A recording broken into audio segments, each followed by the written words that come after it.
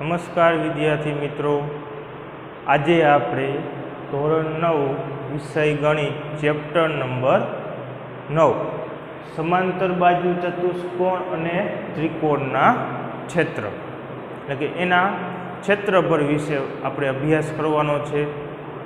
તો આગલા ચેપ્ટરમાં આપણે સમાંતર બાજુ ચતુષ્કોણ વિશે અભ્યાસ કરી ચૂક્યા છીએ। તો આની અંદર આપણે એનું क्षेत्रफળ कई रीते दर्शावाय एनी माहिती मेळववानी छे। तो सौ प्रथम पहेलू के प्रस्तावना छे एनी अंदर समतलीय प्रदेश। सौ प्रथम तो समतल एटले शुं? समतल एटले शुं? तो के कोईपण वस्तु आपणे दर्शावी होय तो समतलनी जरूर पड़े। मारे आकृति आ जे छे ए दर्शावी होय तो मारे समतलनी जरूर पड़े। एटले के आ ब्लेक बोर्ड जे छे एना माटे शुं थई जशे? समतल। तो समतलीय प्रदेश में शुं आवशे? तो कि सरल बंध आकृति द्वारा घेरायेला समतल भाग ने ते आकृतिनो समतलीय प्रदेश कहे छे। बराबर? सरल बंध आकृति आपणे 8मा धोरणमां आवतुं सरल आकृति केने कहेवाय? बंध आकृति केने कहेवाय? सरल एटले के सीधी रीते आम दौरी शकाय एने सरल आकृति कहेवाय। बंध आकृति एटले के आ जे आकृति दौरेल छे बंध आकृति छे। तो कि અહીંથી શરૂઆત કરી એકેય બાજુ ખુલ્લી રહેવી જોઈએ નહીં। 8મા ધોરણમાં આપણે આવતું ઘેરાયેલા સમતલ ભાગને આકૃતિનો સમતલીય પ્રદેશ કહે છે। જે ભાગ ઘેરાયેલ છે એને કહેવાય આકૃતિનો સમતલીય પ્રદેશ। આ ધારો કે ચતુષ્કોણ છે તો આ ચતુષ્કોણનો સમતલીય પ્રદેશ કહેવાય। એમાં આપણે ત્રિકોણ ખાલી દોરી તો ત્રિકોણ દ્વારા ઘેરાતો સમતલીય પ્રદેશ કહેવાય। ચાલો ત્યાર પછી આકૃતિનું ક્ષેત્રફળ। હવે આકૃતિ કઈ છે એના આધારે ક્ષેત્રફળ નક્કી થાય।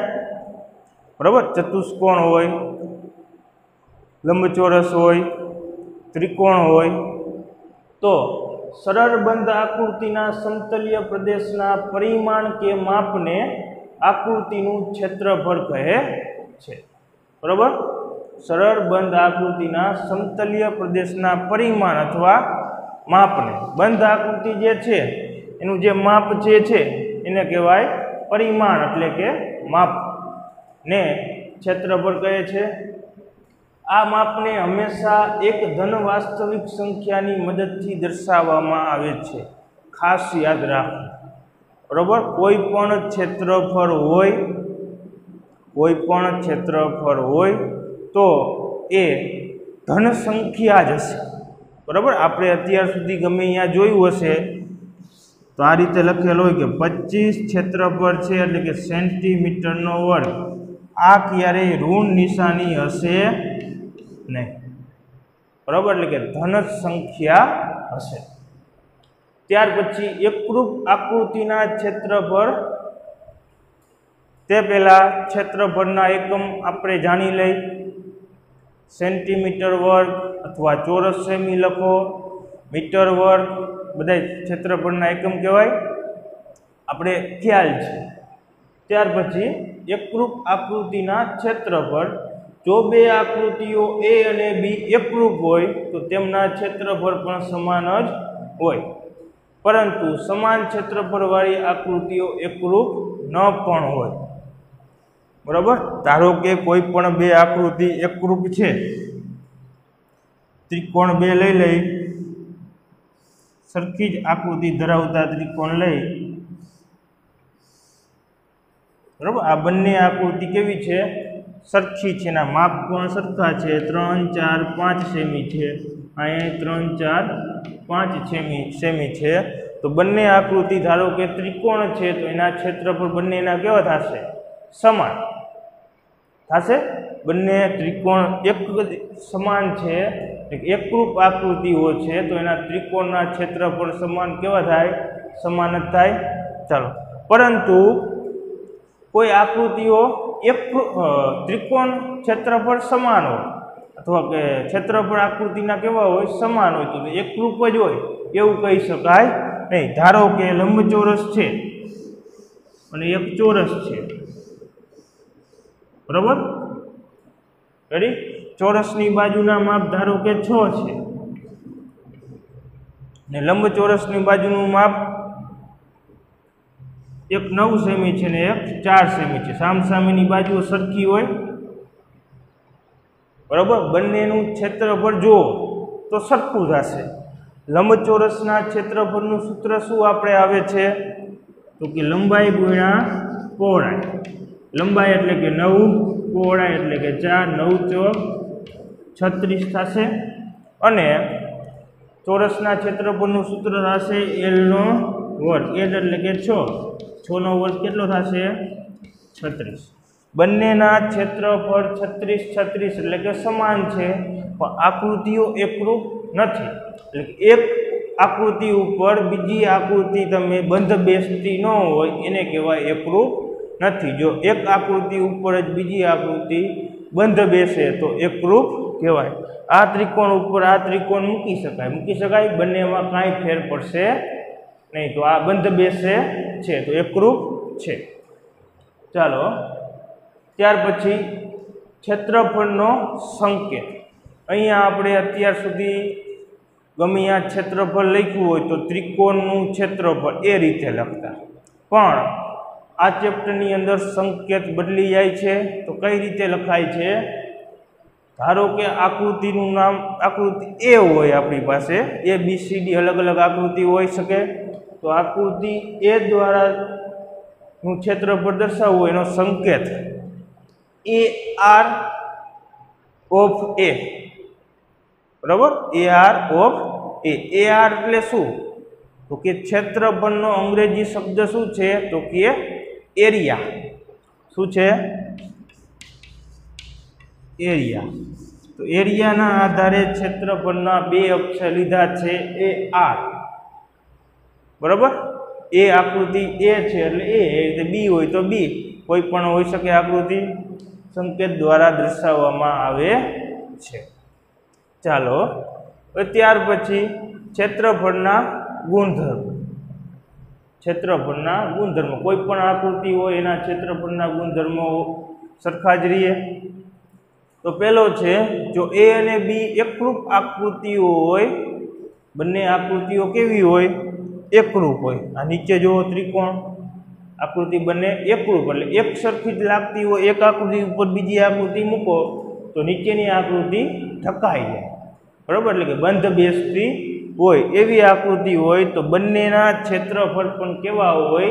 સમાન હોય. ધારો કે આ આકૃતિ એ છે, આ આકૃતિ આપણે બી કહી દઈએ તો એરિયા ઓફ એ બરાબર એરિયા ઓફ બી, એટલે કે પહેલા એ આકૃતિનું ક્ષેત્રફળ બરાબર આકૃતિ બી નું ક્ષેત્રફળ, બરાબર, એરિયા ઓફ બી. એ રીતે બીજું છે કે જો આકૃતિ ટી દ્વારા બનતો સમતલીય પ્રદેશ, કોઈ પણ એક આખી આકૃતિ છે ટી, એટલે કે આ સમાંતર બાજુ ચતુષ્કોણ છે, બરાબર, પ્રદેશ, બે આકૃતિઓ પી અને ક્યુ દ્વારા બનતા સમતલીય પ્રદેશો ભેગા થઈને બને તો, બરાબર. વચ્ચે એક મેં શું કર્યો? વિકર્ણ દોર્યો. સમાંતર બાજુ ચતુષ્કોણમાં વિકર્ણ હોય તો વિકર્ણ દોરી એટલે કે બે ત્રિકોણમાં વિભાજન થાય છે, બે ત્રિકોણમાં વિભાજન થાય છે. એક પી ભાગ બને છે અને એક ક્યુ ભાગ બને છે. તો આ બંનેના ક્ષેત્રફળનો સરવાળો આખી સમતલીય આકૃતિ એટલે કે ટીના ક્ષેત્રફળ જેટલો થાય, બરાબર. તો એરિયા ઓફ ટી બરાબર area of P plus area of Q. Ready? ચાલો ત્યાર પછી છે એક જ પાયા પર અને સમાંતર રેખાઓ વચ્ચેની આકૃતિઓ. જો બે આકૃતિઓને એક સામાન્ય પાયાની એક જ બાજુએ પાયાને સમાંતર રેખા પર હોય તો બે આકૃતિઓ સમાન પાયા પર અને સમાંતર રેખાઓની એક જોડ વચ્ચે આવેલી છે તેમ કહેવાય. એના માટે આપણે આકૃતિ દ્વારા સમજ મેળવીએ. ચાલો એક જ પાયા પર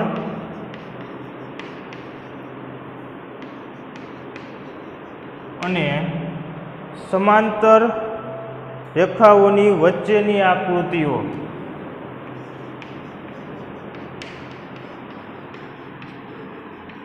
રેખાની વચ્ચેની આકૃતિઓ, બરોબર। તો એની અંદર શું કીધું છે, એક જ પાયો એક જ હોય અને આકૃતિઓ કેવી હોય, સમાંતર રેખા વચ્ચેની આકૃતિઓ હોય। તો કે પાયો ધારો કે આ એક જ છે, બરોબર, એક જ પાયો છે, એની ઉપર આકૃતિ દોરું તો એક આ રીતે હોય અને બીજી ઓકે આ રીતે છે। પાયો બંનેનો એક જ છે, ધારો કે એ બી પાયો છે, સી ડી અને પી ક્યુ છે, બરાબર।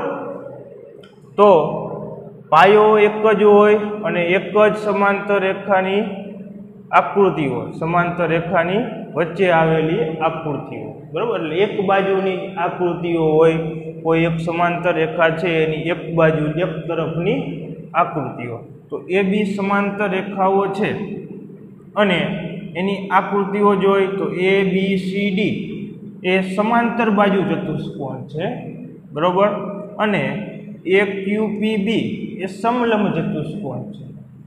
તો બંને આકૃતિઓ થઈ, બરોબર, કેવી એક જ બાજુએ આવેલા છે। ચાલો ત્યાર પછી એ જ રીતે ધારો કે કોઈ બંને સમાંતર બાજુ ચતુષ્કોણ લઈ લે,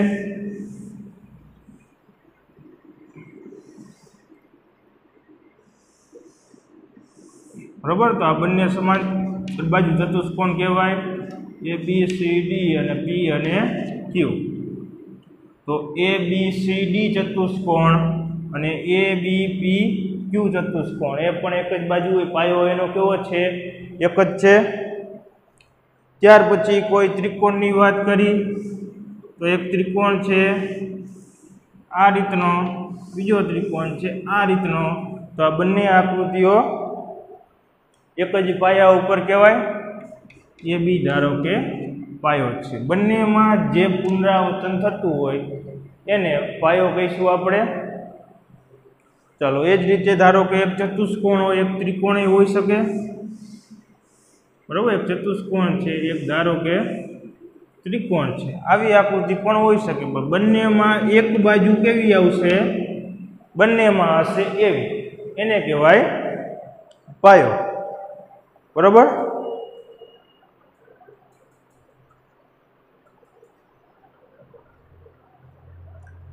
ત્યાર પછીનો ટોપિક છે કે એક જ પાયા અને સમાંતર રેખાની જોડ વચ્ચેના સમાંતર બાજુ ચતુષ્કોણ, બરોબર।